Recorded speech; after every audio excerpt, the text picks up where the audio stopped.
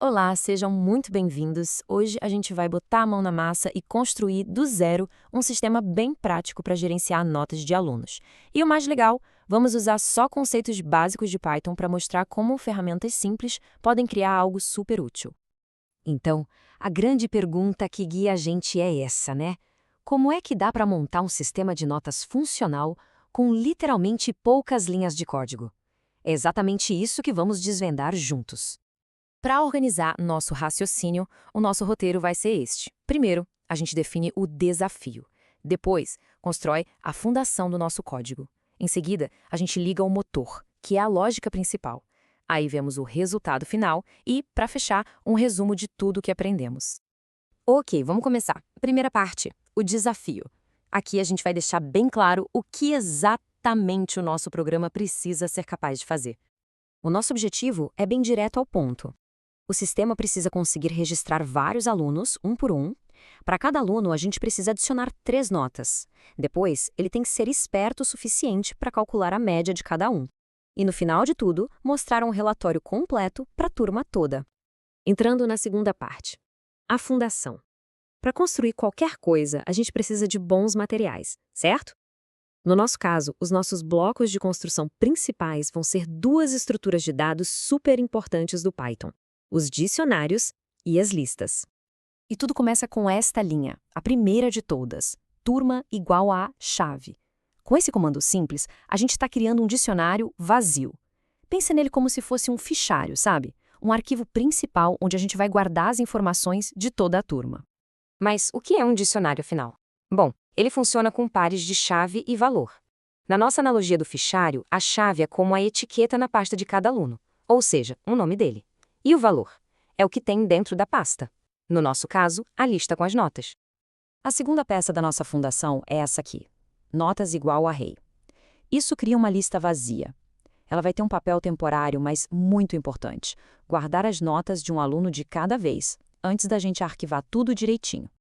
Uma lista nada mais é do que uma coleção de itens, um atrás do outro, em uma ordem específica. Então, se o dicionário turma é a pasta do aluno, a lista notas é como se fosse a folha de papel onde a gente anota as 3 notas para depois guardar essa folha dentro da pasta certa. Certo, com a fundação pronta, é hora de ir para a terceira parte, o motor.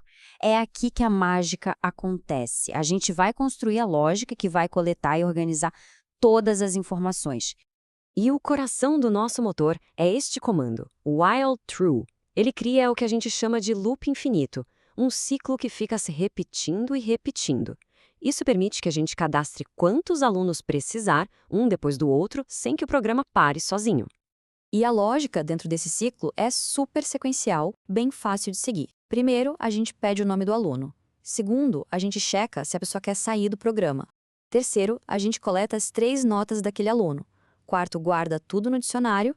E quinto, o ciclo recomeça, pronto para o próximo aluno. E como a gente para esse ciclo? Com uma condição de saída. A gente verifica se o nome digitado foi sair. E aqui tem um detalhe bem legal. O método .lower transforma o texto para minúsculas. Então, não importa se a pessoa digitar sair, sair ou sair, o programa vai entender o comando e parar. Agora, dentro desse loop principal, tem outro loop, um for. A grande diferença é que esse loop for não é infinito. Ele foi feito para rodar um número exato de vezes. No nosso caso, ele é perfeito para coletar exatamente as 3 notas que a gente precisa. E aqui fica bem claro o que o range de 1,4 faz.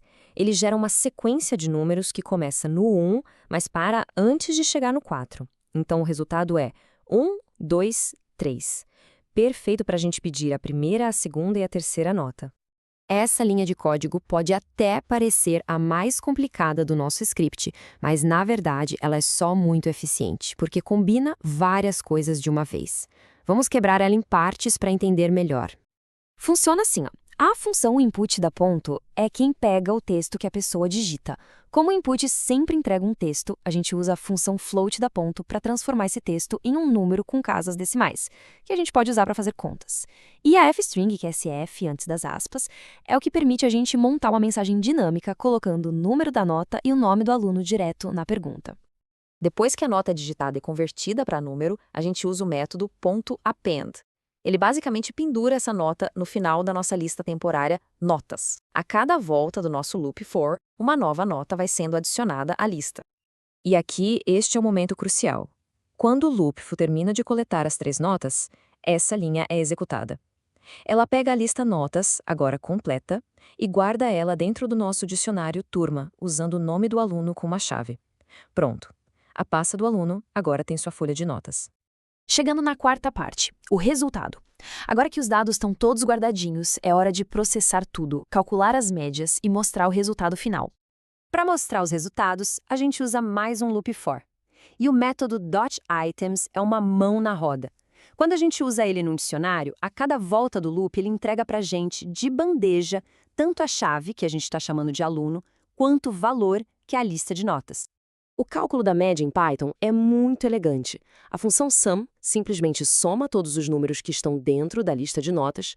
Já a função len, que vem de length, ou comprimento, conta quantos itens tem na lista. A média, então, é só dividir um pelo outro. Simples assim.